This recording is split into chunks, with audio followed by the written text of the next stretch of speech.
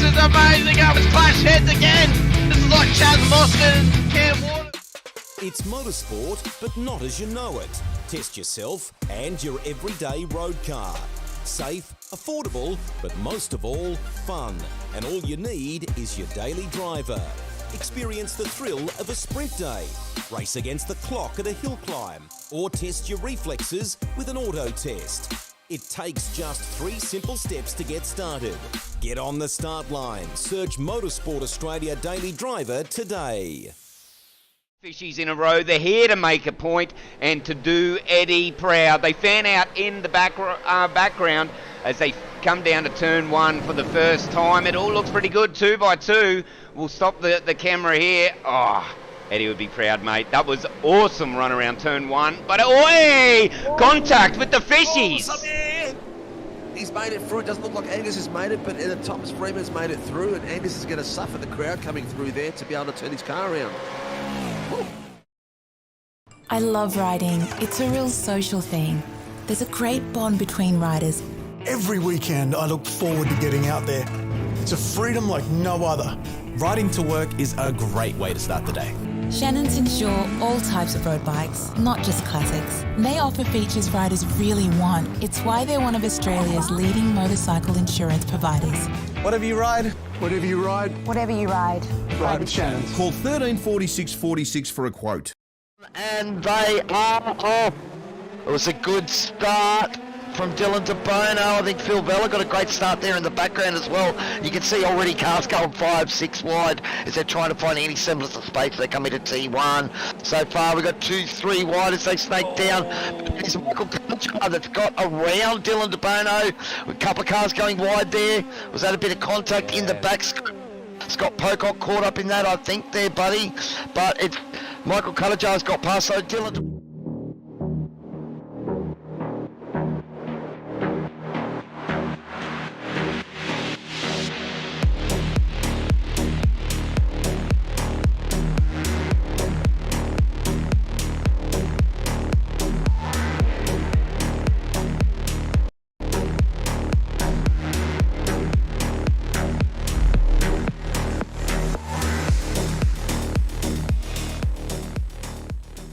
Light is coming out and we're about to get going, and we have green lights and a very slow start for the 86s, but they are moving out there on the grid. It would be very interesting to see exactly which driver can capitalise on this first lap. Just go through the grid. Look like Jamie Christensen had a really awesome start to get ahead of Dylan de Bono, and Doug Gowage also jumped his teammate as well, so unfortunately Dylan stalled the car a little bit more than what he preferred. But weekend in, weekend out, Motorsport Australia officials are making waves. From waving flags, waving cars through pit lane, or responding to a wave for help. Wave hello to new lifelong friends. Who knows, you might just make waves around the world. Ride the first wave. Search Motorsport Australia officials today. Still great classes of car, and if you are able to, if you're coming up the ranks on iRacing through the licenses, it's a fantastic sort of laneway into prototype driving, going from that GT3 up through the prototype classes. As the safety car pulls in and we get ready to go green as we come up towards the line. Edwards, Hasler, who's going to get the jump down to turn 1, or will any of the fishies, any of the piranhas in behind them, assault them down towards green and they're off. First lap. Let's go here. We've always had a few cars. They're all special. The T-Bird. Oh, that's mine. The Combi for when we want to get away. The XR8. It's going to be a classic. They're all insured with Shannons. We've also got Shannon's home and contents cover, which helps protect our automotive collectibles, tools and memorabilia in the home and garage. If you're motoring enthusiasts like us, it's got to be Shannon's. Shannon's, insurance for motoring enthusiasts. Call 134646 for a quote.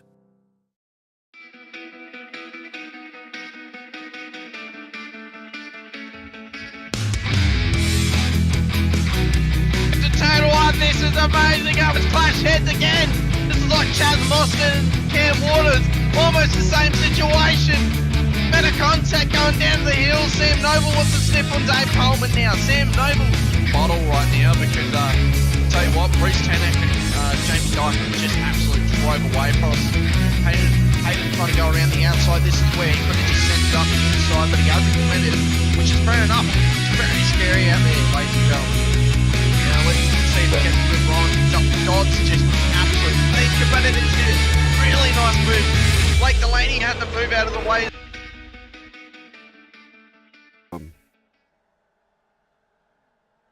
Good evening, sim racing fans, and welcome to SRWtv. Tonight we jump back into the world of open wheelers for the 7th round, I think it is, of the Formula V Nationals, Shannon's Formula 3 Nationals. Hang on a second, I've got to mute my game. It's very loud. Wow, I've got the race control, just decided to put over their briefing, and right as I was going to say something and I hadn't muted it, so there we go. We are at Lime Rock tonight. It is Cowie Average Sim Racer here. I'm together with JP. That was an awesome intro of mine, mate. I got drowned out by my own PC. Oh. Well, ladies and gentlemen, how are you? Oh, that is so funny. So I'm sitting in my rig, guys, using it to watch these great pictures that JP's putting forward, and of course, just as I was about to introduce race control, come over the radio, and I had it a little too loud. But look, it's going to be an awesome night of racing tonight, JP. Lime Rock, I think it's a great track suited for these little cars. We were having a look at some onboards there before we went live, and it seems pretty much flat stick almost all the way around this place for the guys. Yeah, I don't think there's going to be any major changes, Cowie. They're clearly not going to use any other gear, probably apart from 3rd or 4th at the most. They're definitely not going to go for anything lower than that. To be honest, they haven't got it. As you can see here, Rudy S is on board with Adrian Loretti. Big old slide in that V at this moment in time on the run down through Big Bend. But I think it's going to be an interesting one. There's not a massive grid here. So we've only got 17 cars on the circuit. They're going up through the chicane now and then up to the uphill. But I think that this car, if there's ever a track that suits it, it probably is this one. You know, because Lime Rock is not very long, it's not very wide, they can battle away, they've still got a little bit of space down the start finish straight to go 2-3 wide like we have seen this season, but overall it's a good car combo, you know, it's a good car and track combo. It is a great car and track combo. I have seen in the layout that they have chosen to keep the little tricky chicane in it, so there is still a bit of, you know, technical nuance to driving around here, and actually a lot of these corners are sort of fast sweeping corners for the Formula V, and that means that, you know, you've got to be very careful because you're right on the edge of the grip with the rear. Yeah, they've got to be a little bit careful of that one, but I think these cars have probably got enough to cope with what they're going to be dealing with. You know, obviously they're not going to be slamming the throttle, they're not going to be, you know, hurtling it into the corner and just hoping it sticks. You know, it's not like the old pole position Atari game you used to get as a kid where every corner was flat out, you didn't even know what your brake pedal was back in the day, a long time ago. It sounds like I'm telling a fairy tale at this moment in time, but I promise you there was a game called pole position that you just go flat out, and they're not going to do that, are they? Right, let's be real about it. So they're going to have to use the throttle control, use the brake control, and let's see how they get on. But for now, we're going into qualifying. Well, we say it week after week here, JP, that these are a lot more nuanced than you really realise. You know, if you're a sim racer like me, I mean, I love my V8, so I'll jump in them, and people call them, you know, one of the trickiest cars on iRacing to drive, but, you know, there's a difference when you're driving a car that maybe seems simple at first, but then when you're trying to extract every ounce out of it, that's when you're putting it right on the edge of grip. And these things definitely have their little nuances and tricks of the trade and how you need to drive them. And, you know, it's fundamentally different from a lot of other cars too. Yeah, that's the thing. There's not a lot to it. Let's be real about it. You can look at a car and you can almost see a cow's trough just not cut in half, and they put wishbones and a little lawnmower engine in the back and said, right boys, off you go. You know, and that's the thing with these cars. They're little nimble nippy machines, and you've got to be a certain type of driver to want to drive a V, right? Let's be real. Not everybody likes driving something slow. And to be fair, every great race I've seen has always been done in the slower cars. MX-5s, Clios, you know, they're all fairly slow cars in conjunction, and the racing's been amazing. And we've seen some great racing this season. Well, with both the Formula Vs and the GR86s as well, the racing has been sort of top notch. I know, talking with a few of the drivers before we went live, they were saying, you know, probably the one worry that you've got out here is if you lose that pack running. Yep. So I think the guy's thinking that, you know, the draft is again going to be a considerable sort of thing for these guys to keep much together. Yeah, pack racing is something we generally would associate with NASCAR, right? Or because let's face it, on ovals and you're pack racing, you are literally pack racing together. But you've got to be aware that the front straight is also going to be quite important for them. That's probably where most of their overtakes is going to be done. So let's see how they get on down here. They've got to stay fairly consistent with each other. We're going to start seeing the first times coming in. They're going to get a lot of laps in if they run for the full 15, 104s, 103s from Caleb Bellick to start off with. So I think overall it's going to be a very interesting race. Fuel strategy? Happened a few times in the Vs. I'm talking to them before. I think the boys are confident that there won't have to be any saving like a couple of the earlier rounds. But I think it's going to be interesting to see who goes the deepest at T1 there, JP, because I think you're going to see a few of these guys going as late as possibly, you know, as humanly possible, I suppose. Yeah, we've got Ray Douglas. Jace will be on track when he finishes dinner. And he's not allowed to leave the table until he eats it all, so he may even miss qualifying. Well, the problem was I was talking to him about 10 minutes before broadcast, so obviously he's just being dragged away from the sim now to eat, so... Yeah, you got to make sure you eat your food, mate. Well, that's it, buddy. You know what I mean? Well, it's a lot more calmer in my rig now. I've turned everything down. You've not deafened yourself. Trying to hit buttons there before. It was loud, buddy. I couldn't think. You throw it to me because what? You're on broadcast number 4 or number 5? Number 5. For the day? Yeah, from Sunday. We started yesterday, and we're just going keep going. You know what I mean? Because why not? So yeah, we've done English broadcast. We've done American early morning. We've done American late. And now we're doing the wonderful world of the Australians. So, yeah. JP's asked me, look, can you start it off, Cowie? I'm still a bit tired and everything. And then the moment it happens, I'll have to talk to Greg for drowning me out. But that was loud. Cowie's big moment this season to open up, and he gets deafened there because he didn't turn it down. Oh, dearie me. You're going to love it, don't you?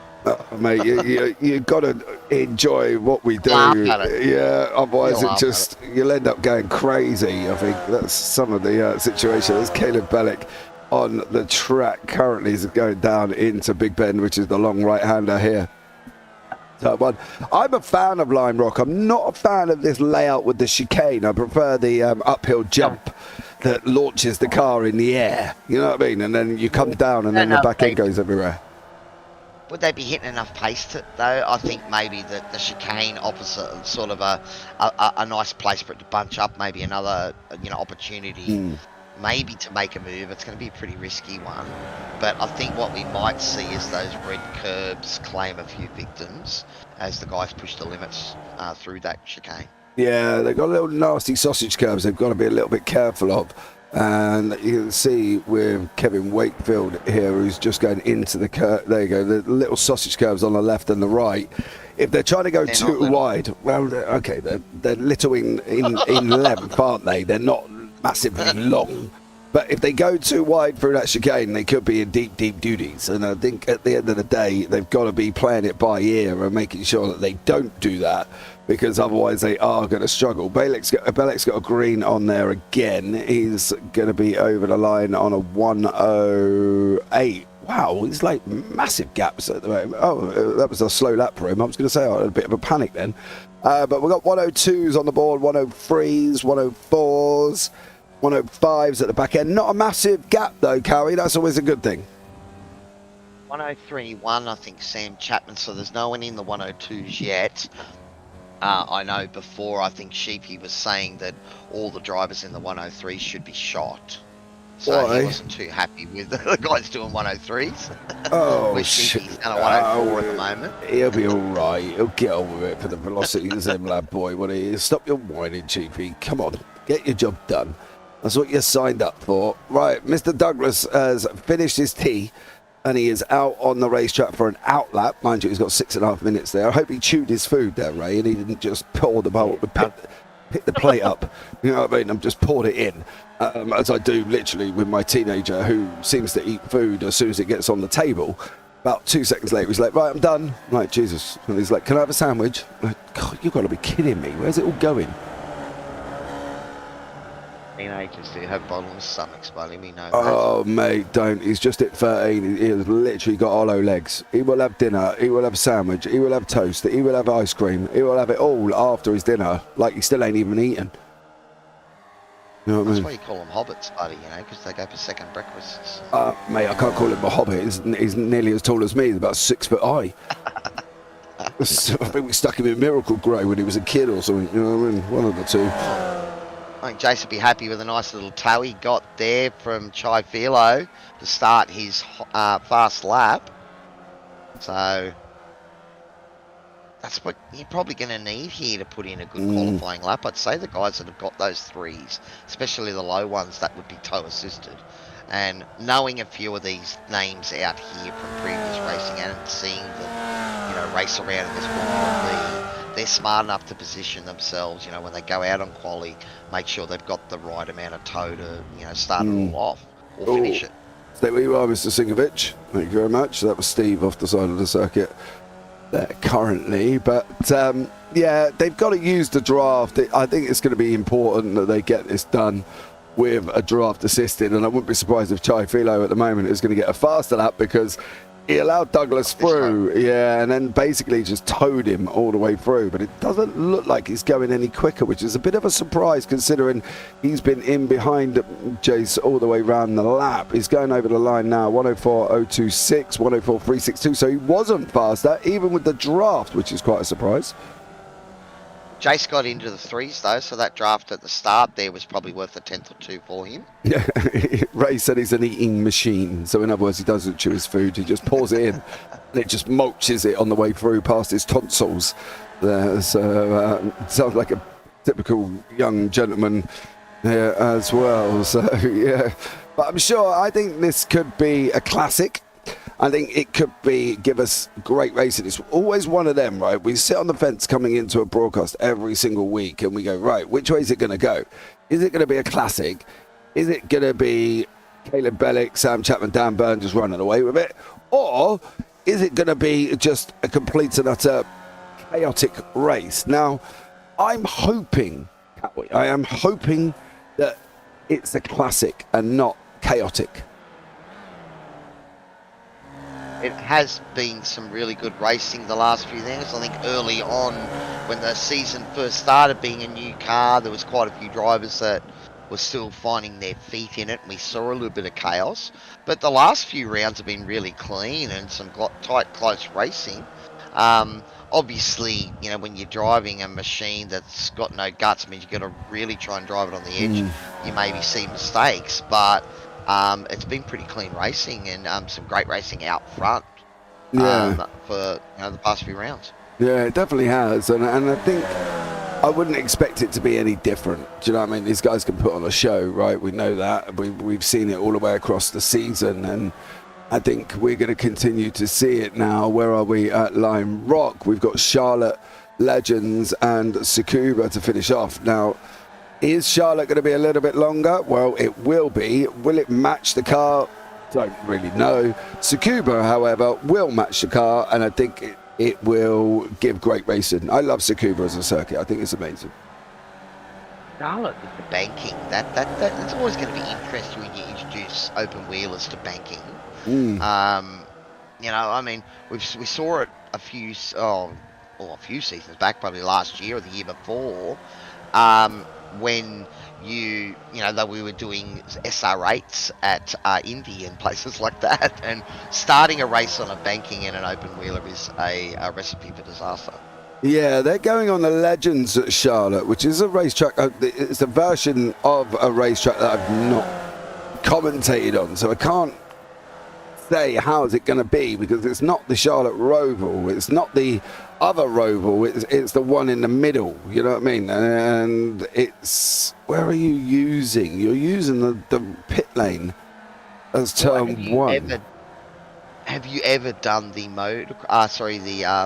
the rallycross track that's at Charlotte as well? Yeah. 'Cause it's right in the middle there, and it's really interesting too. Yeah, it is. So what about Formula V's on a Formula V's on a rallycross track? That'd be awesome. Oh yeah, dirt road. That would be. Come on, Yeah. we got to think that would be absolutely amazing. We are into the last 3 minutes, and at the moment, this man in the 918 is sitting on pole position.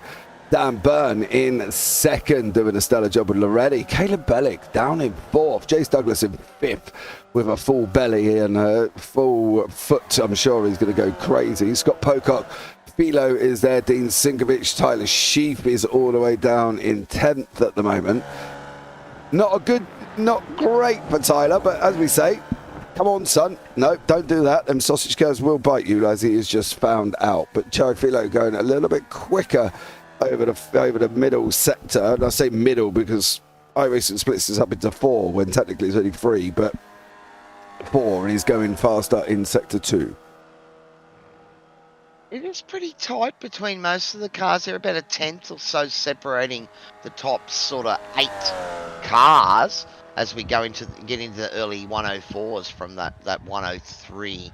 1-8 for Sam Chapman, and he's been the guy that's really, I think early on Caleb Bellick was able to sort of get those early wins and string them together and build a big lead in the championship, but it has been Sam Chapman that has been one of the names that sort of popped up and starting to get the results, so good to see him on pole at the moment. Yeah, it is, and I think it's good to see a mix, right? We had Bellick run, and he did what he did best, and he's just done that, to be honest. He's just gone pole for Caleb Bellick. He was green all the way across the board, and he's just gone and put a 103.051 on the board for Caleb Bellick. So he has stamped authority already and said, right, now we're getting near the end. Now I've teased you enough. I've stopped playing with my food, and now I've just gone and done a 103. Now, one other thing we've got to think about, buddy, because you made me start it off tonight, and I did such a spectacular job. Oh, it was incredible. But one of the things that I do when I am, heading a broadcast is we have a little safety car question for the broadcasters and the viewers. So, do you think we're going to get any safety cars over the 2 races tonight? And if you do, how many? No, I don't. And I think 0. I don't. You're think, right. Okay, so you have faith in the drivers. Yeah. I don't think this track is lending it to safety cars. Now, don't get me wrong. If you ask me next week at Charlotte, then I'm going to sit back and go, yeah, because if it's the circuit layout that I think it is, there's walls involved, and walls don't go well with cars. So I think there might be a safety car, but I don't think we're going to see any here. Okay, I think that there's going to be coming together at the chicane stand here, and I reckon we'll get one clean race tonight, but I reckon the second, I'll be one of the races. I won't completely put my foot in it, but one of the races tonight there'll be a safety car, so I'm going for 1. Okay, mate. But there's the grid. There is the grid, and it is Caleb Bellick for Pioneer DG Racing that takes out pole position with that great lap there right at the end, 103.051. Sam Chapman alongside him, only about a tenth back. Daniel Byrne for Carlin's Motorsport is P number 3, row 2. Alongside him, Adrian Loretti, former teammates there, JP. for Downforce Racing, and then we've got Sean Pocock and Jason Douglas sharing the third row. Chai Filo, Graham Dooley for Pace Syndicate there in P8. Graham will be happy with that. Dean Sinkovich inside the top 10, and Tyler Sheep, he'd be happy with P10, I think, in this field as well. Kevin Wakefield, Markham Water, good to see Kevin up in amongst it there as well. We've got Stephen Sinkovich and Mick Rush and Stephen Hinton at the back of the grid. Our race controllers, Thomas Freeman and the noisy Greg Barber. He's only noisy because you forgot to turn him down. That's it. I know. Right, okay. But that doesn't mean I can't blame him. No, you blame anybody you like. You know, us as commentators blame everybody else apart from ourselves there as well. Man Racer, come on, Pace Syndicate, she said. Or she said. He said? Yeah, I'm sure she said. And Barb there, ha. Let's put in YouTube chat. That's our race controller. That's our race controller. And it's all your fault, mate. Apparently, you messed him up. He had his big moment, his first real moment of the season to introduce everything, to open it up, and you spoke in his ear and you threw him off. So, yeah, Greg, it's all on you, bud. It is. I have a lot of respect for people that can talk and that with a voice in their ear. You know, sort of like guys like yourself that do this for a living. You know, I'm part time for sure, but you know, being able to react to that voice in your ear, like translators, that sort of stuff, it throws me. Yeah, having a producer is something that if you haven't experienced as a commentator, well, yeah, I work with one on a couple of series, and you know, he's one of these that likes to have he likes to almost have a conversation with you in your head, to the point of where at some points why I'm commentating, and it does feel like at some points you're a schizophrenic at a party with so many voices going on. It is just unbelievable. Your co-com's talking, you got you trying to talk, and you got your producer who just don't want to be quiet. Have a listen to the on YouTube. I think there is transcripts of the voice comms in launch control for the Apollo missions, and they are crazy with the amount of people talking at the same time. Yeah, it's very interesting. It is very interesting. It's a skill that not everybody can muster. But let's get this up and running. Now we're going to get this running. The lights are going to be coming on. We got 1, 2, 3, 4, 5. Bellick gets a jump, but boy, oh boy, did Chapman absolutely hurt that Formula V off the line as he goes down on the outside of Big Bend into turn 1. Is Chapman on the right, Bellick on the left, Daniel Byrne in there. Is Chapman going to run round? If he's going to run round, he'll have the inside for the S's, but he's got to make it stick. It's a long old chance, and Bellick there closes him off, and unfortunately Chapman cannot get through. He holds on to his position from Byrne there. Unfortunately, no Jace Douglas started this one off. Dad, where is he? Has he missed the start here? Because he's all the way at the back. There's a spinner there as well. There's Stephen Sinkovich, unfortunately, but back up front, Bellick, Chapman and Byrne as they're coming into the chicane for the first time. Everybody makes it through. Up over the hill they go. Going on now into West Bend, the fast right-hander here. And it literally, currently, we've got Sinkovich and Pocock. They're the only ones that have been off the side of the circuit here, Cowie. But not bad start for others. Look, that was a great start from Sam Chapman. I really thought he was going to get the job done around the outside there, but Caleb Bellac was quite crafty, positioned his car in the right spot. Look at the run here, Daniel Byrne, 3 wide down the straight. And as I said to you before, buddy, who breaks who? It's like who dares wins. Yeah. And that was close action there from the boys, Bellac and Chapman going close together.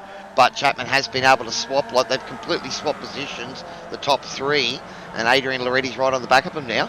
Yeah, they're going around the fast right-hander coming through. Now they're going to be into that little section that looks like a right-left, but you can actually straight line it. Caleb Bellick's going to try and get Chapman into the chicane. Chapman's looking at the inside of Byrne. They've got to straight line this part as well. On with Adrian Loretti. Bellick's going to got to run.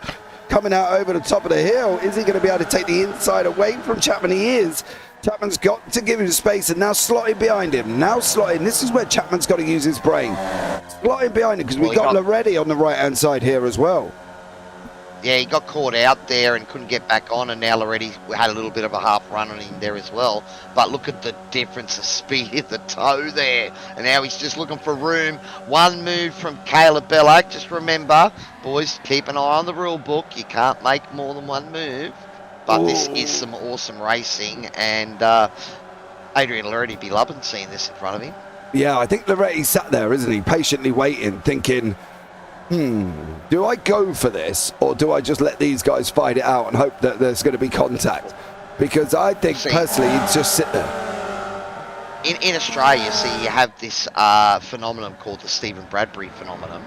I don't know if you remember our first Winter Olympic gold medal was Stephen Bradbury in the speed skating, where the front three took each themselves out on the last corner and he strolled over the line to win. No. How long ago was that? Okay. It was in the I think it was in the early 2000s, I think, because it was for a long time there we didn't have a gold medal at the Winter Olympics. Oh, okay. No, might have been 90s. But look up Stephen Bradbury, buddy. Every Australian knows all about it, so we're educating you. For free wide. Loretti! Oh, wiggle! Oh, no! Adrian Loretti goes round. Unfortunately there. Oh, my God, there's more. There, two or three sympathetic spinners there as well, I think. I think it was. There might have been a little bit of contact with Dooley, who may have just gone round, unfortunately.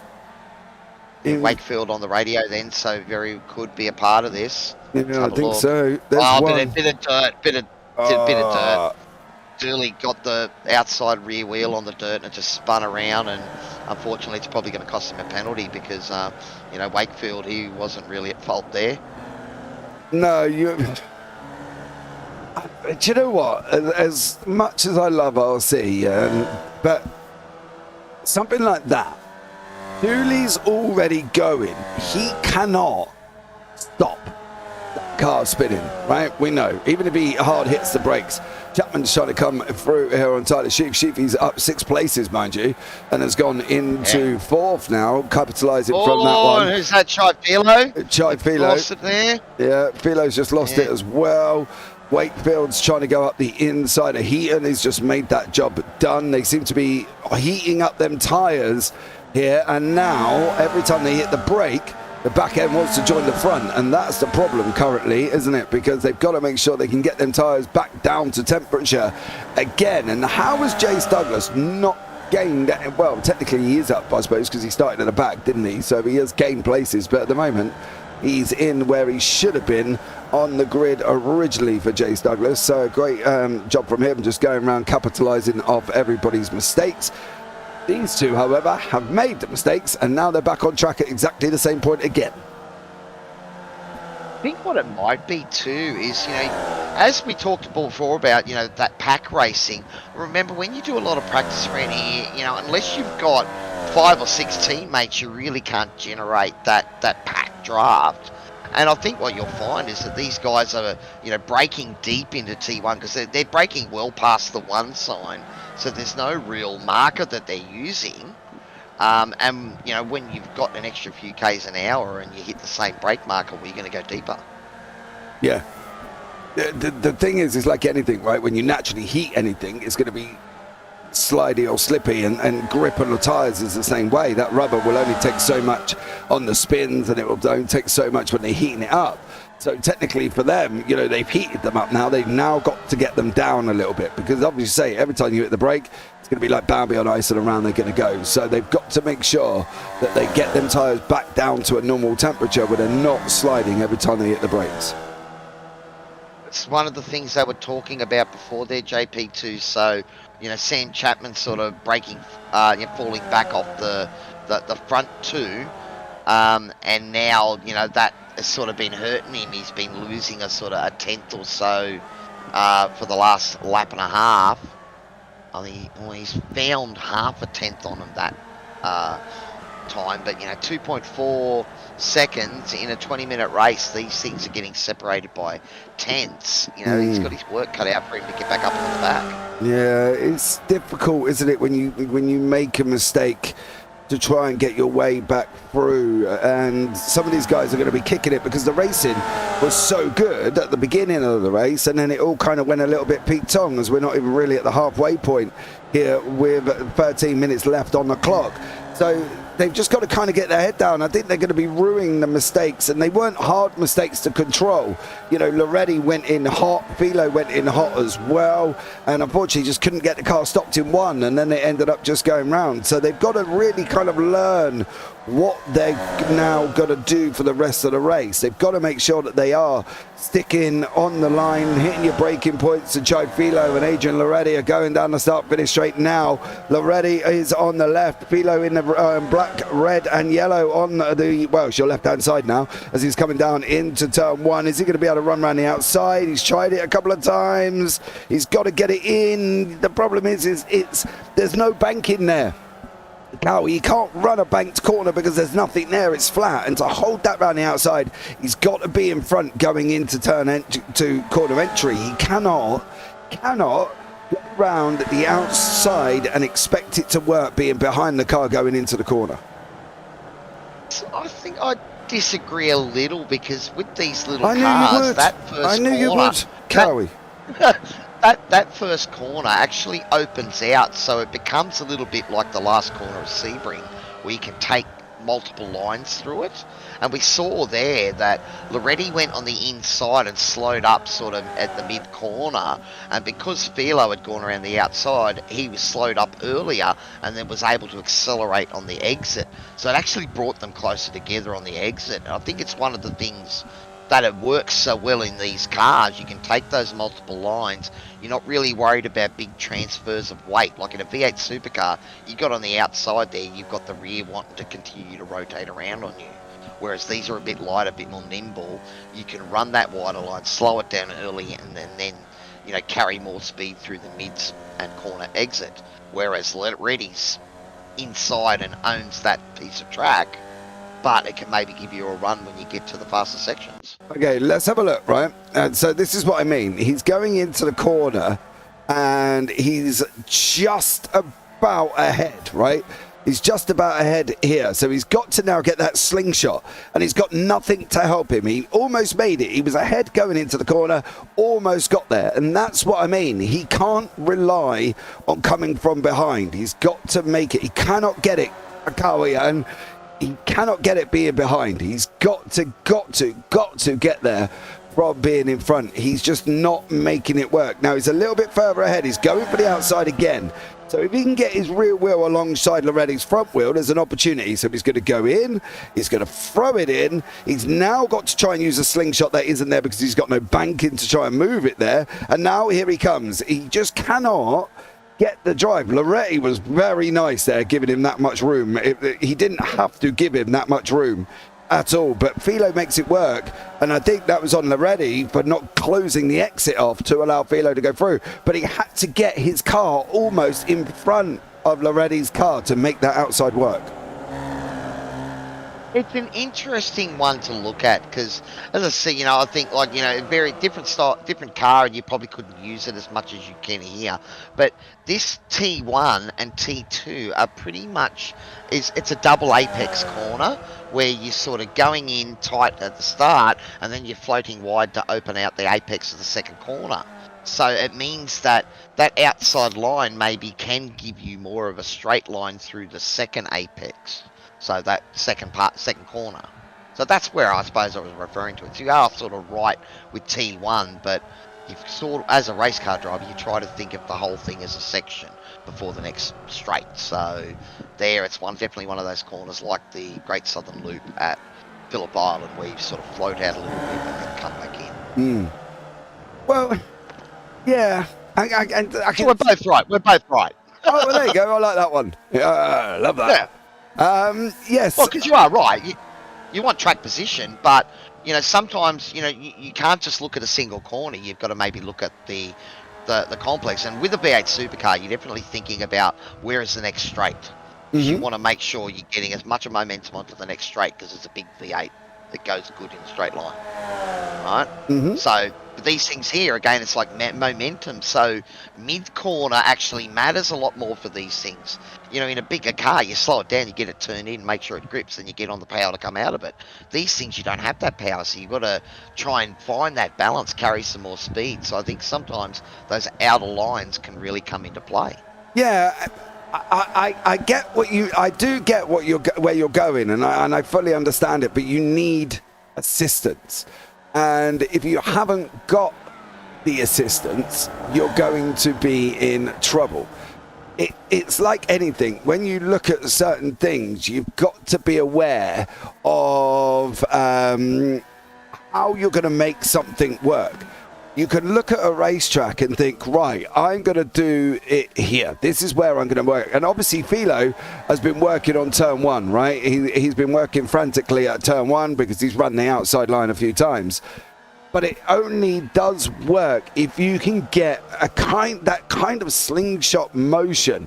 But you've got to pick your places on track to find where you can make that work. And it's not easy when you're on a flat surface. When you've got the bank in, you can carry it round, can't you? Seeing now, he immediately went to the inside to defend it. So but he's definitely Loretti. the same thinking as you. Yeah, watch Loretti. He now knows that Loretti couldn't get alongside him there. So he's not going to make that work. And as you say, it pulled him in behind him, so it definitely wasn't going to make it work. For Jace Douglas and Tyler Sheaf, they've just gone around there. Where are we at with the leaders? So we'll keep an eye on Bellick and Byrne and see which way they go. But it's got to be done in a way that they manage to keep control of the car and use the slingshot. Anybody on this track will hug that inside line tighter than you hug your grandma. You know, and now they're forcing the person behind to go round the outside, but they know they can only do it if they can get their wheels in front. Oh, that's right. And if you get up alongside, you know, if you can stay alongside, then what you're doing is you're owning, the next apex when the corner switches directions. Yeah. And we'll see here, Bellag got out of that and let Byrne through. For sure then. Absolutely. TP's just got Douglas, but watch Douglas on the outside. Now, this is like prime examples. Douglas is not ahead. So I would be very surprised if Sheafy allows him now, because all Sheafy's got to do is just drift that car out, which he has done. Yeah, drift it out and force him to slow down. And it looks like, unfortunately, Chai Philo may have had a moment. Yeah, because he's in contact with Pocock. So give me a minute on that one there. Where did that... Oh, hold on. There's an overtake here from... he's on his own. Lost the rear a little. Yeah, all on his own, unfortunately, for Chai Philo. So not a great one, but that's what we mean. There's different lines for different racetracks to make different things work, right? We know that. And there's certain tracks and corners that you can take multiple lines and make it work as well. I mean, we're all finding that out at the moment, mucking around with the wet in iRacing. You stay off the apex and the rub it in line in the rain. So, I mean, it's one of those things we used to talk about, the difference between sort of various types of sim races, from your aliens down to your happily average, noobs and your angry noobs and that. But, you could tell the difference between your racers and your hot lappers. That's had a moment there, that's Steven Sinkovich again. I think he's had a few moments tonight. But, hot lappers, can be very fast on their own, even in a little group. But the moment you start battling with them on track and put them off their lines, they don't know how to race a line that's suboptimal. Yeah, that's the thing. You could be the fastest man on a one-lapper, and you can do it. Well, say you're in a GTP, right? One of the fastest cars on the service, apart from the W13, of course. You could be speedy, and you can go out and you can smash your time. You can get pole position. You go into turn one, you go in deep, you lose a position. What are you going to do then? Well, generally, if you're quick, you should get past. But panic kicks in. The last to first on the first lap mentality, which I still do not understand in long races. Please, if anybody's doing Sebring 12 hour or whatever's coming up, don't try and go last to first, because everybody's going to go and do that and they will crash out. So word of advice from me up here. But you know, that's the thing. You've got to take your time. And Bellick and Byrne have battled out, but they've done it in a way where they've done it sensibly. Bellick's allowed Byrne to come through. Byrne's allowed Bellick to come through. Neither of them have pushed that gap down to the point of where they squeezed each other like an orange in a juicer. You know, they've been sensible all the time. And I still think over the next, what we got, 3 laps maybe, they're going to be sensible again because there's no need. Look, the overspeed from Bellick to Byrne, he allows him to go through. Jobs are good. And if that was an official, one of you would have ended up in a wall. Now, we've seen in previous rounds where the 2 cars, you know, fighting for position, they slow each other up and let the other cars join the pack. See it a lot in the F3s. But what you're seeing here is you're seeing these 2 guys, they're not necessarily working together. They're not necessarily fighting each other either, but they're acknowledging, okay, you've got the run on me this lap, so, you know, I'm just going to slot in again. And I'm not going to interfere with your speed. You're not going to interfere with mine. And as an average, these guys are lapping quicker, and they're taking 2 or 3 tenths out of Chapman now, who's on his own in P3. Yeah. Well, Chapman's got nobody to work with. He hasn't got a draft to pull him along. You know, 2 go faster than 1, which I know, trust me, I did not even understand that concept before I started driving and commentating on NASCAR. But 2 do go faster than 1 when you're in the draft like these guys are. They're not making it difficult for each other to get through. There's no defense. Nothing. The guy's got the overspeed, go. I'll get you at some point. So they're not fighting in a way of side by side. Do you get what I mean? They're allowing him through on a straight. They're slotting him behind, stay there for the whole lap, then they'll swap over. Then they'll do the same thing again. So they're going to move quicker than Chapman is. Chapman's trying to fight dirty. He's trying to fight himself on the track and try and get quicker, but he hasn't got much motivation to try and get quicker in the process because he can't get near anyone. And I reckon that happened until about half a lap ago, because we're inside the final 2 minutes, almost the final minute, and any working together relationship that these 2 had is out of the window now, and it's all going to be about, you know, I don't think we're going to see Daniel or Caleb be quite as friendly this lap. Well, there is a good reason for that, because if you look on the right-hand side, there is going to be a little man who's been waving frantically, and he's now going to be waving again. There he is. You can see Caleb moves over onto the white flag. He's not going to get him, you know. If Byrne holds this position, I think he can get this win, but he's got to make sure he's... No. Keep it tight. Keep it the Bellick line. You can see that's the line I naturally take. It's keeping it tight on the inside and using a slingshot through the first third of the race. Part of the corner, and now for Bellick, he's got to try and get him there further on. I'm not entirely sure where that's going to happen. Douglas and Pocock have just had a right old little ding-dong with Adrian Loretti in the middle going down the start-finish straight, and they've just swapped places. Douglas is now back into 6th, Loretti's there, and they've got past Pocock. But what is this going to do here? This is where it's at, and at the moment, Dan Byrne, he's got 2 corners to hold on. If he can get this, he will take the opening race win, but the question is how strong is that draft going to be going down the final corner, and is he going to get him coming down? You can see, look, there you go. Bellick's going to get it. Bellick's going to take it right at the line. I don't think Byrne's got anything for him. He's got nothing for him whatsoever. Bellick did claim it going over the line, and he used the draft to do it, and it was a great job from him there. Adrian Loretti, Scott Pocock. Where did you go, Mr. Douglas, and why did you end up there? As we can see with Jace Douglas, he's just gone in. Oh, Jace, last lap, all on your own, buddy. No.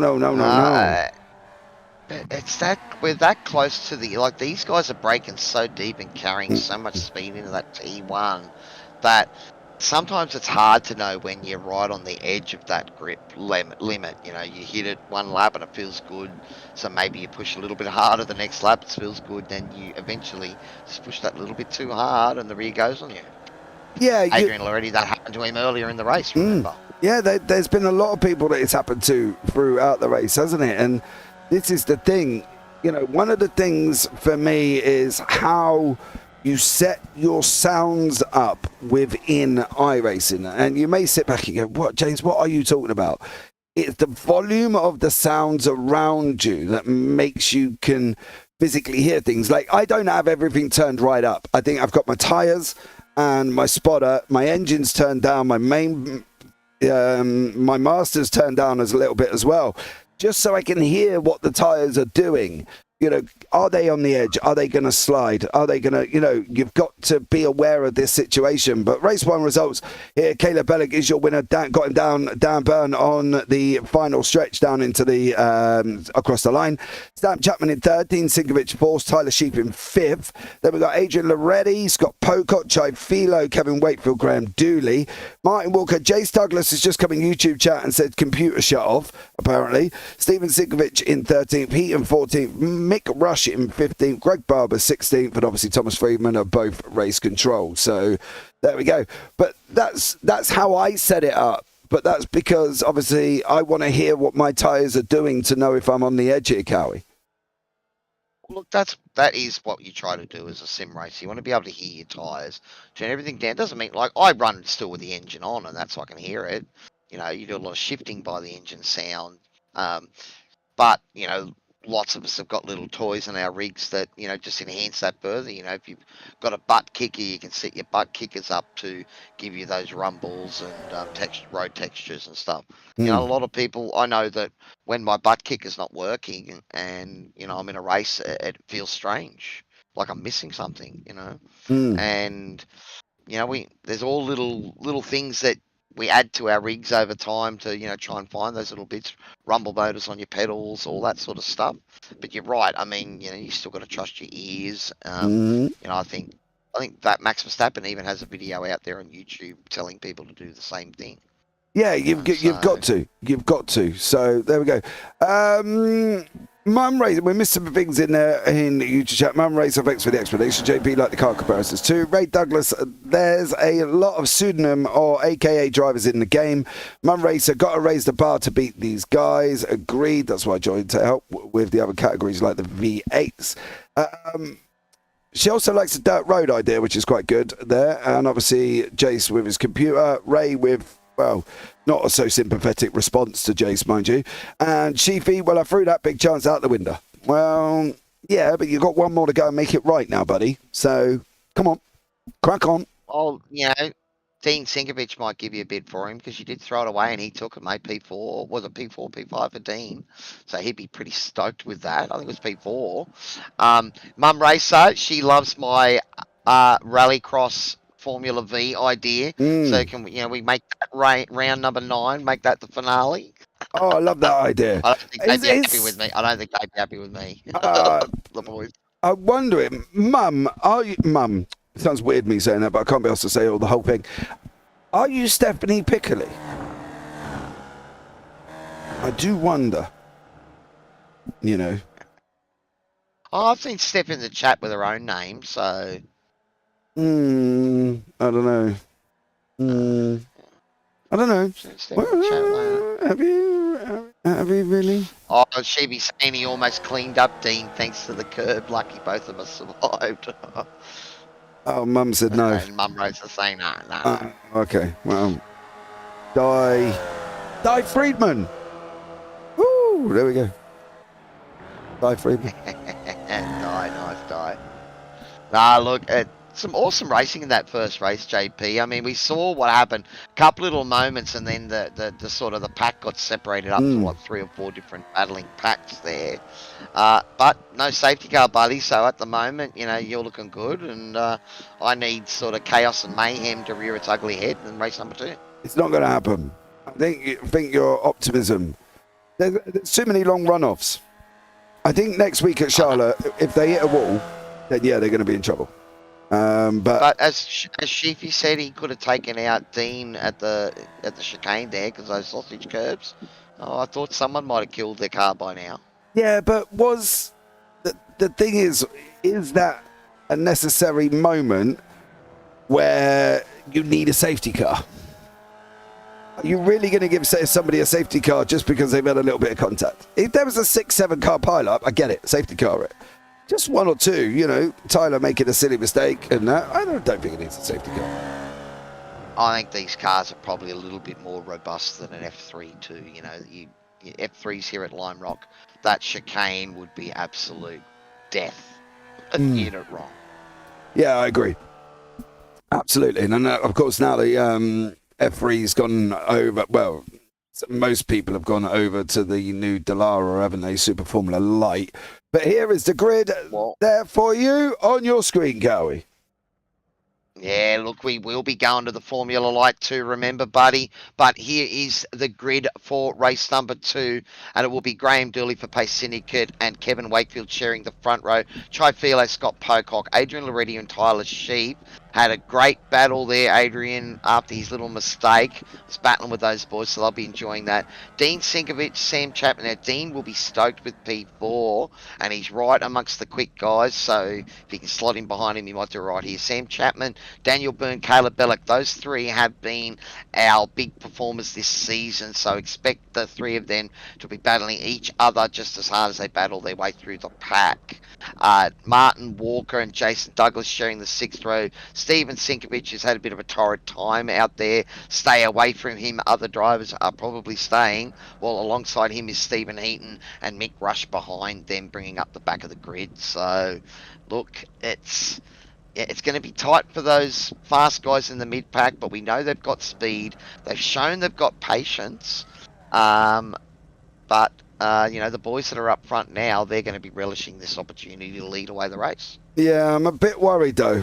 And that's not because I'm a little bit worried because, yeah, possibly. Well, again, reverse top 10s always have that little bit of spiciness in them. So we do love them here at Sim Racing World. And the Motorsports Australia Formula 3 Nationals, well, I'm sure the fans out there wouldn't mind seeing a bit of carnage. Go Dooley and Rushy for Mum Racer. And Greg was telling us he's only doing a 2-minute timer because 3 minutes is a bit ridiculous. So they're about to go green, buddy. It's all yours. Yeah, Rushy's not on the grid. Not that I can see currently at the moment. He might have had a drive. Someone did have a drive start, a pit lane start. Okay, well, we got 2, we got 3, we got 4, we got 5. We're kicking off race 2 from Lime Rock, and it's green, green, green. And there the man himself, Chai Filo, got an absolute barnstormer. So did Pocock, so did Loretti. They have swamped poor old Kevin Wakefield already, and he's down 3 places, but it is Dooley. Dooley's got the run going through turn 1. Chai Filo tucked up right behind him. Loretti in there with Pocock. Chapman as well. There's a spinner at the back. That's Daniel Byrne. Sinkovich is off the side of the circuit. Burns off the side of the circuit. Mick Rush is just going to come through and say thank you very much. I'll have them places, but at the moment, Dooley leads away with Chai Filo, Loretti and Pocock. Might have been contact there between Sinkovich and Byrne. Byrne on the radio asking race control to have a look at that. I'll tell you what, Dan, we'll have a look. We'll have a look for you. Yeah, as we're going now to see. Did he just get in? Oh, you can't. I'll show you. There was a skip and a jump there, but a tyre on tyre, so it'll be an interesting one for race control. But remember, they look at a lot more angles than we do, JP. This battle up front, though, Chai Filo getting in the piece, and Adrian Loretti, he's got the double toe, but Chai was made sure not to give him a look up the inside there. Bit wide from Dooley. He's done well to hang on to it. No, he hasn't hung on to it. No, he hasn't. Run the grass. Good job there, buddy. Now go. He's got gaps. Go. He has.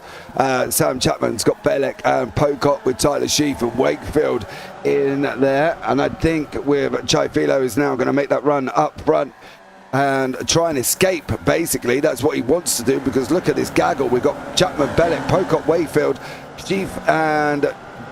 I think he's just had a moment, has he? Yeah, he's not there again by the looks of it as Jace Douglas. So I'm wondering if he's had the same issue he had the first time around and his computer has gone kapoof. No.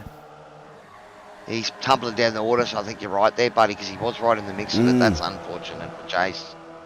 Yeah, not a good one there, mate. Unfortunately, I hope there's nothing serious and his PC hasn't gone to poof.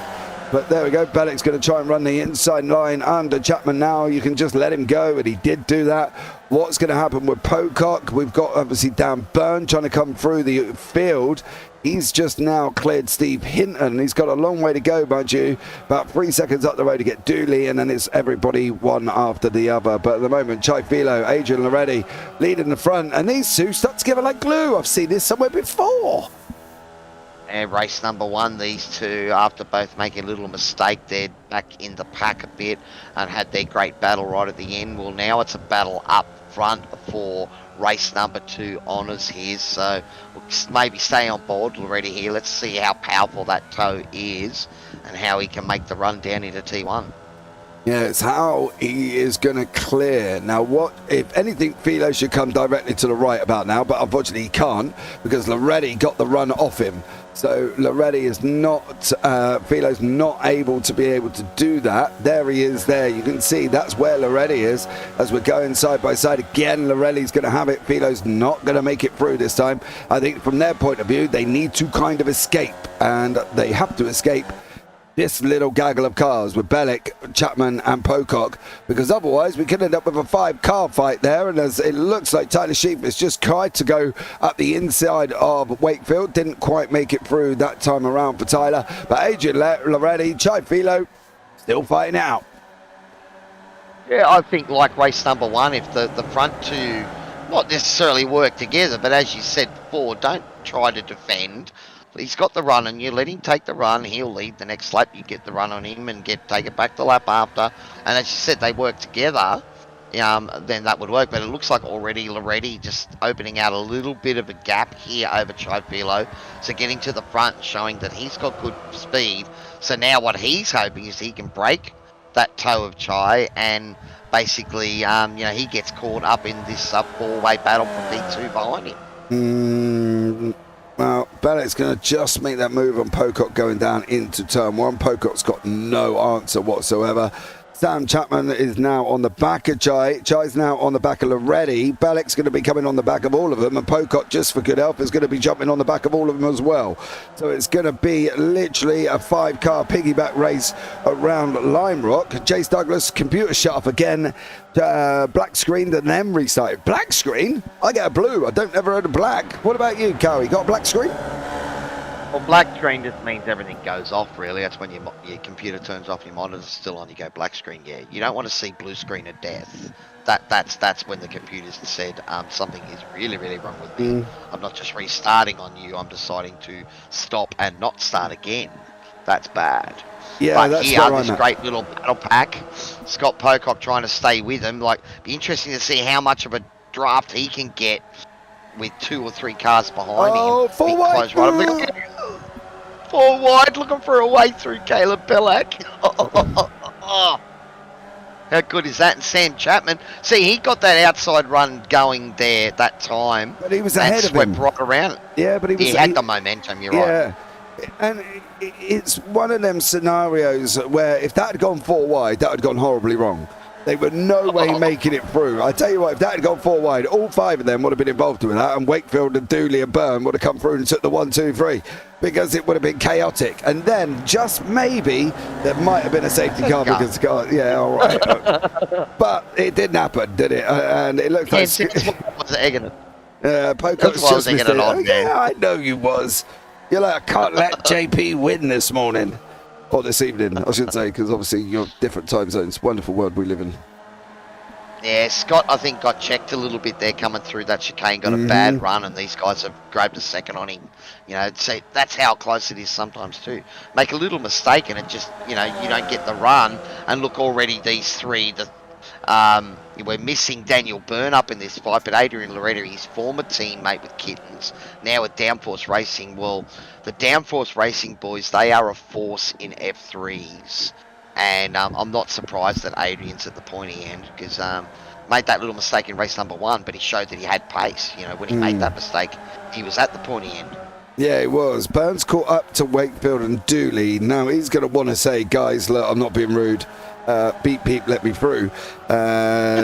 Because he is just seeing time. He's got Pocock up the road. He can see Pocock. He needs to clear these guys. 104.2 for him, 104.8 for the guys in front. There's 6/10 for Dan Byrne. You know, that's not a small part to be sniffing at. You can see he's got it over Wakefield. Wakefield's slower over the last few laps, so he's got to get past him.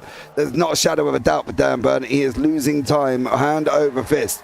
Chapman, however, is tucked up behind Bellick. Now he's going to go and run for the outside. He's blocked Bellick in with Loretti. He used Loretti to keep Bellick on the inside. Is Chapman going to be able to slingshot round? That's going to be the question. No, I don't think he is. Not that time, just didn't carry it and wasn't quite far enough forward. Caleb carrying some good mid-corner speed there to actually have it, you know, be able to run hard there and claim the exit.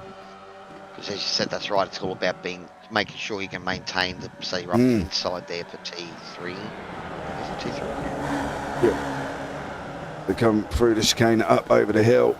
No jumping here in the little V's. Haven't quite got the woof to be able to get any form of, well, parts of the body off the line unless you're at the sausage curb. Go on.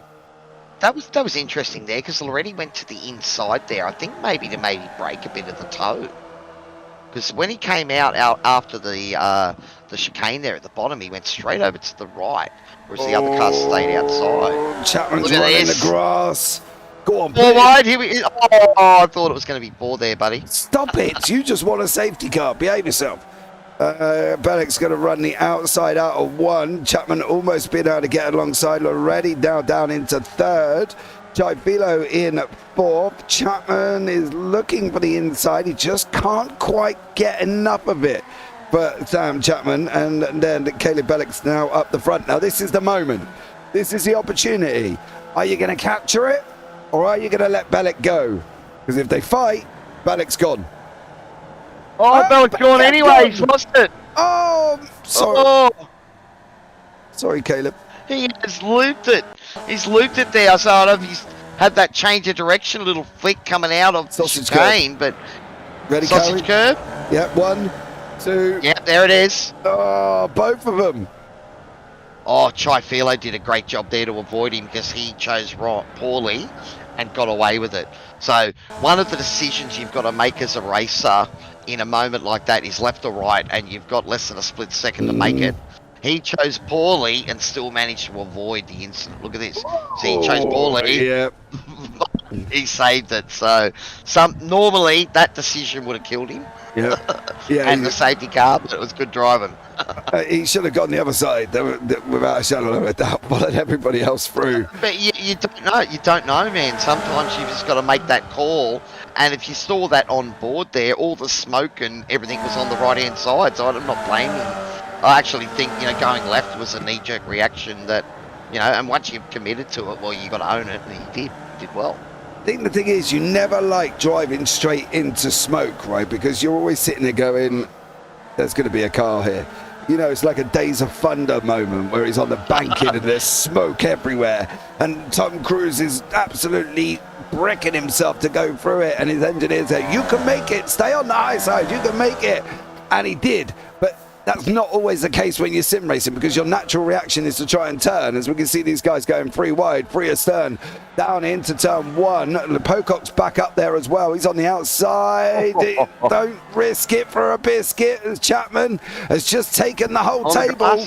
And the Bourbons as well. Pocock's trying to come through, back in again. Loretti's managed to hold on to it, but these guys continually fighting it out here once more.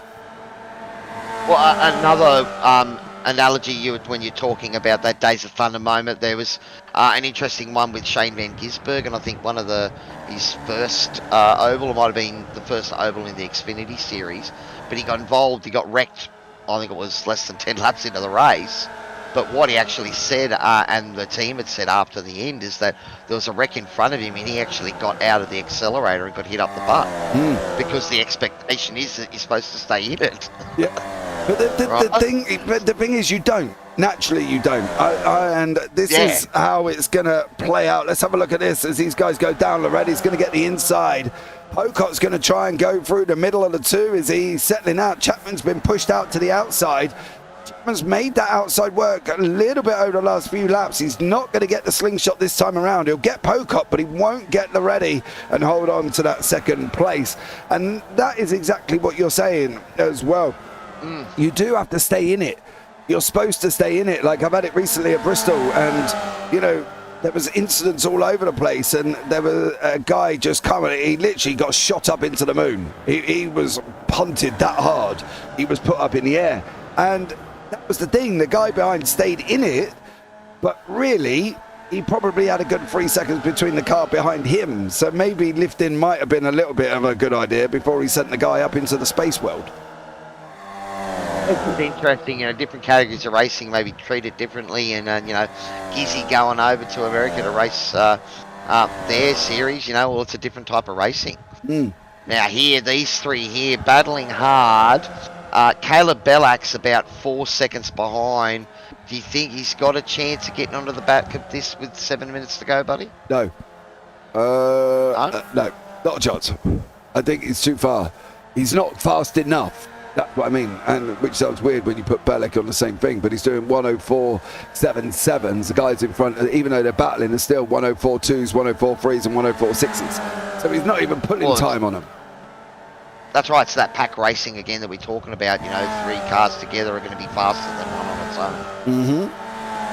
Have a look at Sheepy here, trying on the back of Graham Durley. These guys have been together on track. Both of them much further up the grid at the start of this race. But, you know, I mean, look, there's some fast guys that got put behind them in that reverse top 10. So it's definitely no shame when you get passed by guys that are quicker than you. You know, but what Sheepy really wants is he wants to stay on the back of Dooley there so he can keep that battle alive. Because for me, it's all about the battles, JP. I'm not going to win against some of these quick guys, but if I can battle them, maybe hold them up for a few laps, have my fun with them before they eat me alive, then, you know, I get my little giggle and enjoyment. Yeah, I think that's the thing. If you have close racing and you're doing everything you can to race close but avoid an incident, you've had a good race. And that's the thing. Most people don't see that aspect. They think, I've got to win. I am the best. I am the man. I've got to win. I've got to win. And they do all stupid things. And then it all just goes wrong. And then they're on the mic screaming at everybody else. Pocot's not going to send that too wide. No, definitely not. Well done, DSL, coming into the chicane. However, he has now jeopardised his run to Chapman. Yeah, that's the thing, isn't it? He didn't want to take it too wide, but now Chapman's coming at him. We sort of went in a bit deep, maybe sort of outbroke himself there a little bit, and that just cost all of his momentum coming through there because he wasn't smooth. And you know, you see we've seen the change of position. But yeah, look, it very much, like I know myself, I tend to probably, you know, give more room than I should in times.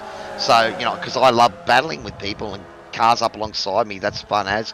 You know, when you go through a whole lap side by side fighting for that position, you know, I'm laughing ear to ear. But it's also one of those things that because I'm like that, people know they can send it and I'm going to give them room. So maybe, you know, that affects my race results because I'm not as ruthless as I should be. So it's an interesting paradox for sim racers. I know when I come up against a real world racer, buddy, that they're just going to, you know, take my nose off if I try and stick it up there. So, you know, it's interesting to face that mentality when you're on, you know, your virtual racetrack. Yeah, it's knowing who to race and who not to race. And unfortunately for Tyler Sheaf there, he's just gone and chucked that away after getting past Dooley. He's now back down into 8th after getting it wrong in the chicane. However, these three are going at it once more, and they're continually to go at it. It's a free wide opportunity. If Pocot wants to send it there, he is going to send it there. Oh, late!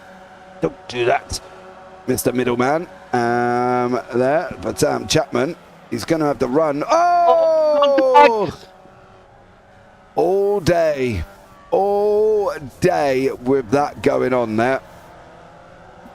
The question is how much damage has Eva got, because that technically should have broken wishbones.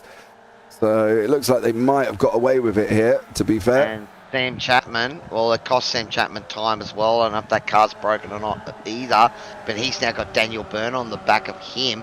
Caleb Ballack, well, he's back up into P2 now, benefit of that. Though he was sort of bringing that down and got the gap down to about 3 seconds before when they were battling the front two. But now Adrian already 3 seconds with 3 minutes to go, buddy. I can't see him throwing it away. No, you wouldn't have thought he should be able to. I do love Philip, who's just come into YouTube chat. He's just put Adrian in the chat. So fair play. Man, there, it broke dreams. It definitely did. An interesting moment. Right, but now we've got a little bit of a battle with Philo, Chapman and Byrne. And also Pocock. Is Pocock going to look for the 4 wide? He's not. He's going to pick his horse and try and go up the inside. He didn't quite make it work that time around. I'm not really sure which way we can look at the Pocock-Chapman incident. We'll have a quick look now just to give us a rough idea of where it all kicked off. But I think Chapman makes a move to the left and then he goes to the right. Pocock's as far left as he can get. Oh, Pocock narrowed him in.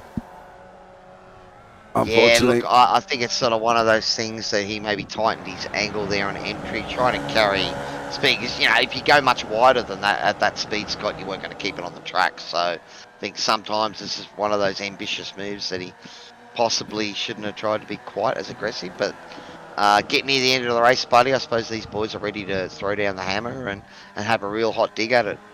Well, they are. It looks like up front is not going to change unless Loretti makes a major mistake. You can see Byrne goes to the right-hand side. He turns around and says to Chapman, you're going a long way, mate.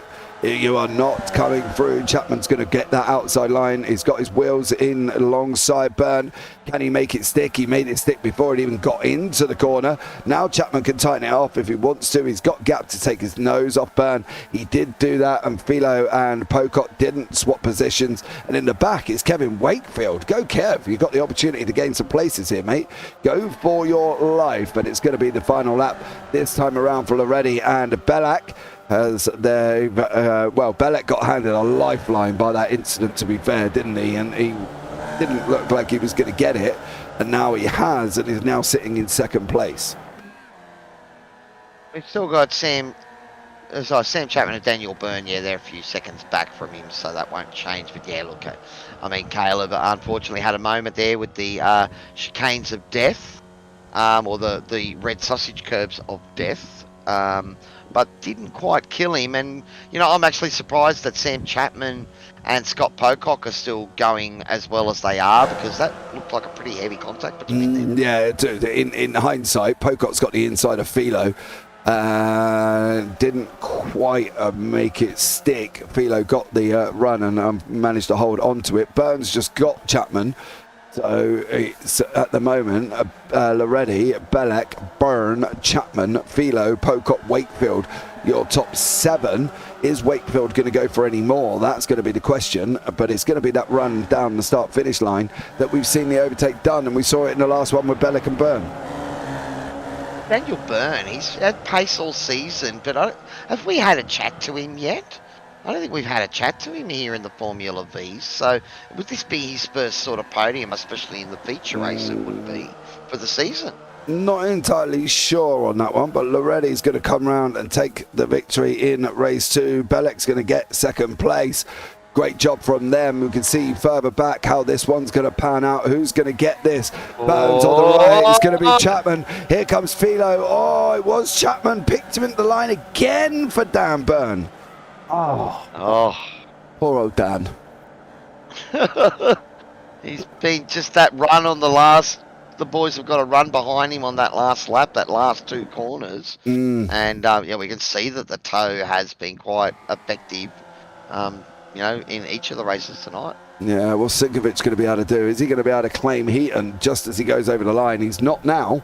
He could have done, but taking a V as a lawnmower, not a good idea, unfortunately. And Sinkovic there just coming over the line and finishing it off. Another great race to put under our hats, I think, as well. And a great job from all of them.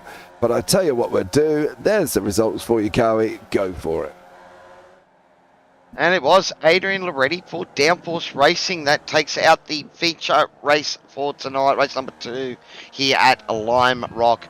Caleb Bellac with a great recovery drive was P10 to start this race. Was all the way up the front, had made a mistake and then ended up making his way back to P2. So that's a great drive. Sam Chapman, P3, great grab against Daniel Byrne there at the line. Unfortunately, Daniel Byrne, bit of a bridesmaid tonight, getting beaten off the line twice tonight, unfortunately. Chifile, he'd be pretty happy with that drive, apart from maybe a couple of little mistakes that cost him, but showing good pace and battling with the leaders there. Scott Pocock, again, another one of those drivers. I think I flagged him last week as a driver to watch because he was just finding more pace in these Vs and is getting right in amongst the fight. Kevin Wakefield, well, he'd be stoked with that result, P7 as well, up inside the top 10 and battling hard there, Kevin, and was probably only just a snip off the back again there of a couple more positions ahead of him. Graham Durley will start, the man that started on pole, unfortunately got sort of swamped there in the middle and found himself battling Tyler Sheep there for a majority of the race. So those two are having a great little tiff at it. Tyler finishing in P9 and Dean Sinkovich, P4 in race number 1. So I don't know if he got involved in anything or got caught out there, but I think Dean probably thought he had a bit more pace and maybe should have been a bit further up the grid. Martin Walker and Mick Rush, well, those boys looks like they might have been struggling at times, but having good fun and battling there at the end. And Stephen Heaton and Stephen Sinkovich, well, we saw that battle there right at the end with Stephen deciding that one more mowing of the grass was needed here at Lime Park. Yeah. And unfortunately, Jace Douglas with his computer issue. Sorry to hear, Jace. You better get it sorted before the V8s next Sunday. Yeah, I'm sure he will. We've got Caleb Belleg waiting in the interview room for you. Cowie, do you want to have a chat with Caleb? I can do that for you, my friend. Caleb Bellac, we got him in the room here. I can't actually see if we've got him yet. Yes, sir. There he is. So Caleb Bellac, probably our round winner for tonight again, Caleb. You timed your run perfectly in race number 1, buddy. Pivoting right at the line. Was that part of the plan, or you just got a great run? Yeah, thanks. Hopefully I do come away with the round win, as you said. Yeah, I think I was planning it. Obviously, I could have passed him the previous lap, but chose to back off a little and not overtake him into turn 1 so that I'd be in the ideal position to take the win off of him on the last lap, not giving him a chance to fight back. So was it more about the last lap, or was it that last corner? Did you want to be behind him coming down the hill and getting that run down the main straight? Yeah, you're right. You really had to be behind him coming there because there's not much you can do leading going down to the finish, sorry. You've really got to be behind them and get a good drive out and overtake them to the line. That's how you got to win around here, unfortunately. Now, race number 2, buddy, it was the red sausage curb of death that cost you there. Just went in a little hot or got your line a little wrong?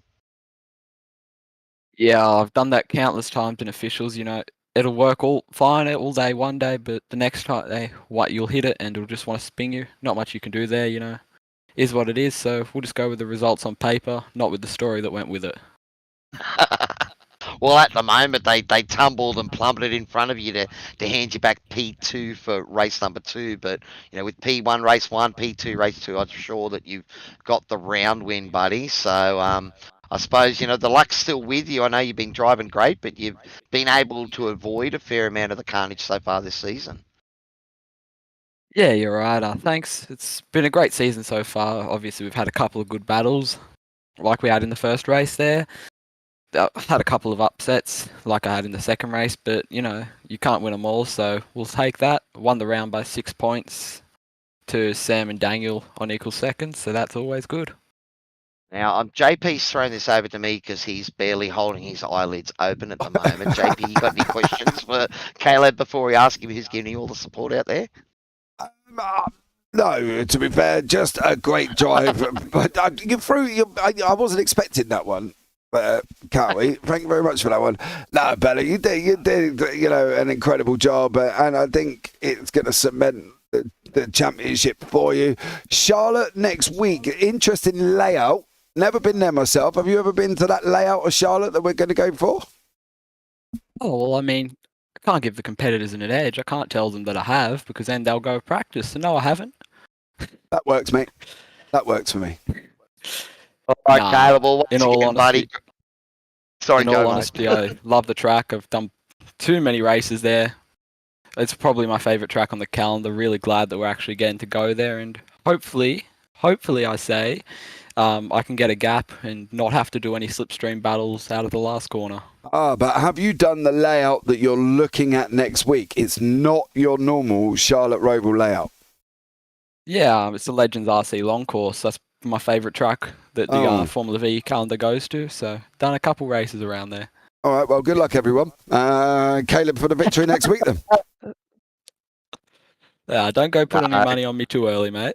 Oh, mate.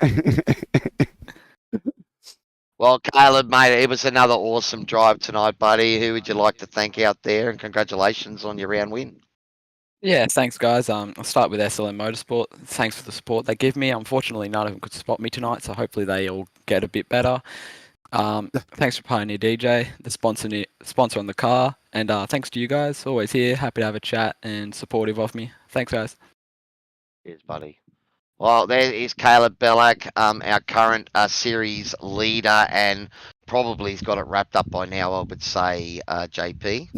Yeah, I have to agree with you. But we've got Mr. Chapman into the booth. Is Sam going to have anything to say about Caleb in the championship? Sam, welcome in, bud. I'm not sure in a numerical sense I'll have anything to say at this point. No, but otherwise, yeah, no, he's doing very well in the championship, isn't he? He somehow manages to find his way to the front every time. Yeah, but then again, when people have contact, Sam, that's what's likely to happen, isn't it? For you, 2 podiums, taking 3rd place, pipped at the line by Belek on the you pipped Burns, on the line in race 2. We spoke to Caleb. That seems to be the plan coming out the last corner on the final lap. Oh, yeah, absolutely. You can't be leading on that final lap going down there. It's not going to work out for you. You can potentially be 3rd if the cars are close enough. But 2nd is probably the easiest way to manage the situation because you can put yourself just far enough back that 3rd place wouldn't be able to get you on the line. Was it your idea to go for 4 wide into T1 there a few times, Sam? It was almost on there several times in both those races. That pretty scary? It is pretty scary. I found myself, a few 3 wides through there, for better or for worse. Some of them worked out. Well, this is what sort of got me in both races, really, in the end, because it was race 1 where someone spun on the inside and I had to make avoidance, and then it was, you lose the toe, it's game, set, match. And then race 2 there, sort of just got swept across, sort of as though we went 3 wide. So that was sort of game on that one. Pretty lucky to come home in 4th for each of those, really. But, yeah, I mean, I'm quite content sort of doing those. It's just risky. I'm pretty happy that I'll be able to control it, but you just never know what everyone else is going to do. So it's probably a risky strategy, but at this point of the season, that's sort of the strategy I'm taking, is high risk. Well, it does look like, though, there is a fair amount of trust from you guys sort of in amongst each other. I mean, the 3 or 4 of you that have probably got the edge on the rest of the field are battling close together, but we're not seeing you guys getting involved as many incidents with the other drivers as well. So, I mean, starting from the start of the season when it was all chaotic, do you think the trust is building out there between the drivers now? Yeah, I think it is. It was something that I struggled with at the start of the season because I hadn't, raced SRW before. So other than pretty much Caleb, I hadn't raced with anyone else. And I think that was part of where sort of incidents came up and that sort of thing towards the start of the season, because I didn't know how everyone else raced. I didn't know what the pace was or anything like that. So picking those breaking points and what everyone's going to do and go was quite hard. But now everyone's sort of gotten used to it. I guess everyone knows who's who in the zoo and how they react, and there is sort of that bit more respect there. It's not quite as, you say sometimes people really work together when they're up the top and they're really just in line and then swapping positions to try and get that way forward. Unfortunately, we couldn't do that tonight, really, with the 3 of us up front. We were a bit too eager. But you probably saw that a bit more race 1 with Caleb and I think it was Daniel up front, sort of swapping positions, which meant that, you just can't catch up once you start working together in V's around a track like this. So what you're telling me is you're not a fan of the reverse top 10 where we throw you back in the middle of the pack there, or you love it, fighting your way through? I like reverse top 10. I like changing it up a bit and fighting your way back through. That's sort of the fun bit, really. It's once again, it's just high risk because it's easy to break one of these cars and it's easy to get yourself in trouble. I mean, even that race 2 when Caleb spun, that could have been to both of our races really easily. But we were fortunate not to, and he was very fortunate not to avoid damage through there as well, really. So, yeah, no, reverse top 10s are good. They change it up, and especially now that we know sort of, I guess where everyone is and how they're doing, people sort of, I guess work a bit more, together a bit more, and understand what's going through. Awesome. Well, Sam, it was another great drive from you tonight. We're thoroughly enjoying seeing you, battling week in and week out. I know you haven't had the results every week, but it's good to have a chat to you on the podium. Who's giving you all the support out there, buddy? And well done.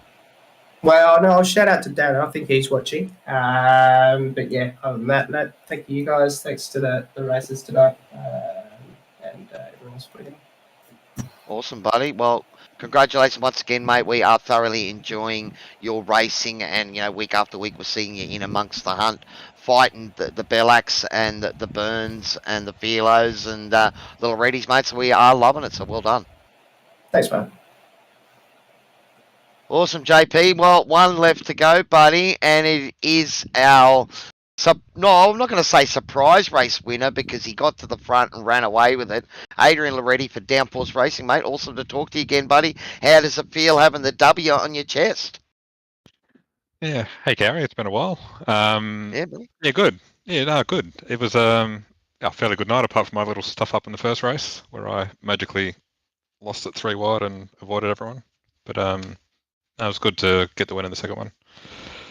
Well, I was counting on a safety car in one of those 2 races, and that moment I thought you would have taken at least someone out there, buddy, but you managed to avoid it, you said. Was it just the level of commitment, the speed you're trying to carry through T1, and when it's going 3 wide, you're all trying to own the apex for T2? Yeah, basically. So, yeah, it's a massive toe down that straight. If you get a good run, you fly by. But I think I was behind both those cars, and then going on the inside at that speed, it was never going to, it just didn't do it.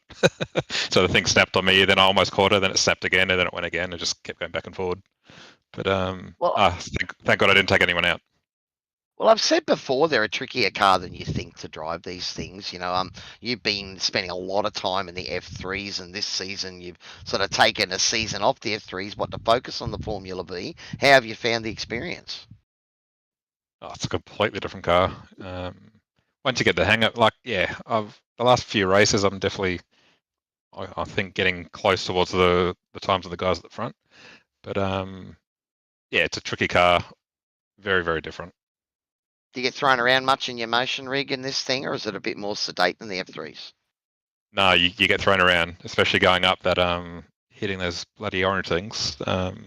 You hit one on one side and one on the other, and it tosses you left and right.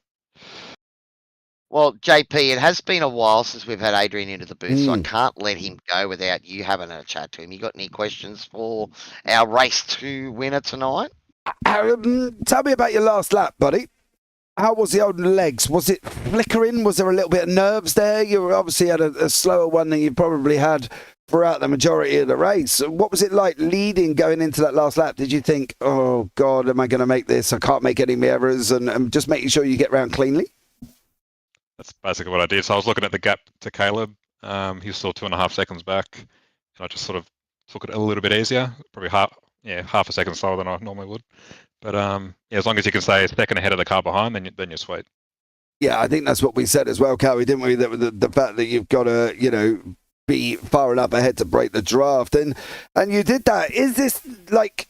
I'm not going to say kickstart your season because obviously, we've only got a couple of rounds left and we're going into a very difficult circuit in Charlotte next week. Have you done many laps at Charlotte?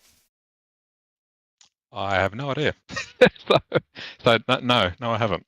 Well, maybe you should. I would say no, considering you're telling him it's a different layout from normal. I'm pretty sure that's a no. It definitely is. But I'm all done now, Cowie. Thank you very much, Adrian. Thank you. Wow. Thanks. No, well, so are you going to stick with these machines, you think, for next season, Adrian? Are we going to see you back in the F3s as well? Yeah, it honestly just depends on timing for me. So Monday nights work for me at the moment. That's why I thought I jumped in here. Wednesday nights, as I've said before, the timing doesn't work for me.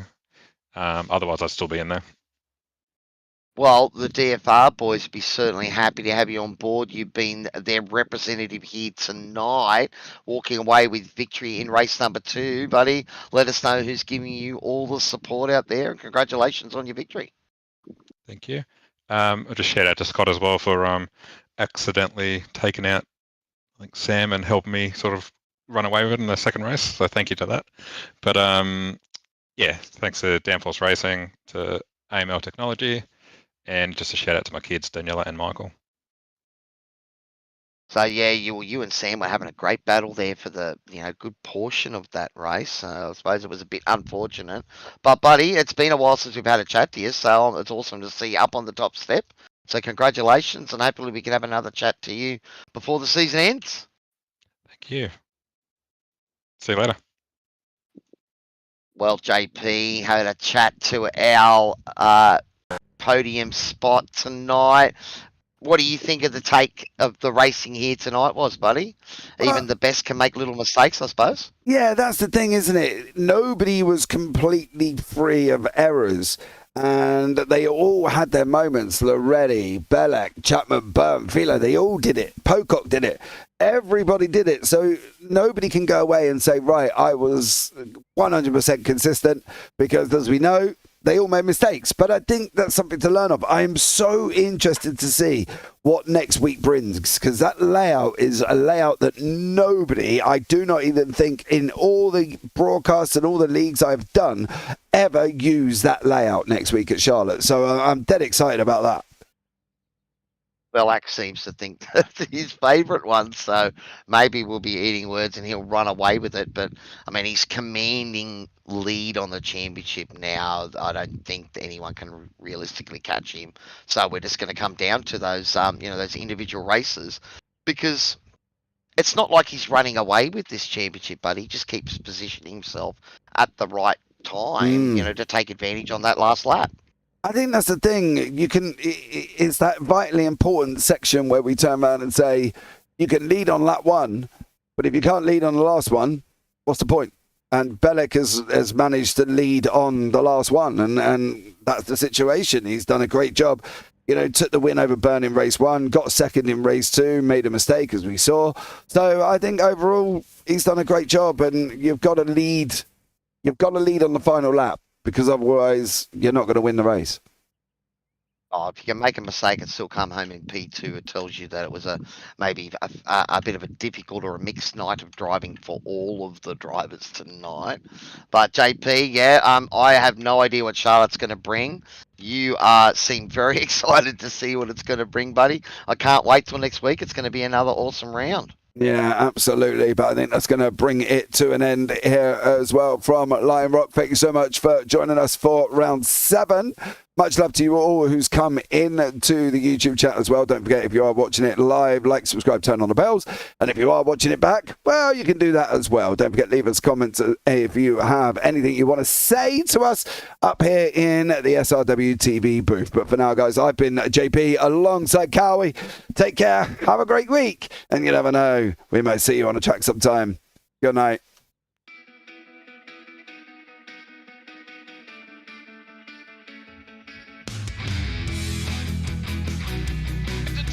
This is amazing. I was clash heads again. This is like Chaz Mostert and Cam Waters. Almost the same situation. Better contact going down the hill. Sam Noble wants to snip on Dave Coleman now. Sam Noble bottle right now because, tell you what, Bruce Tanak and Jamie Dyke just absolutely drove away.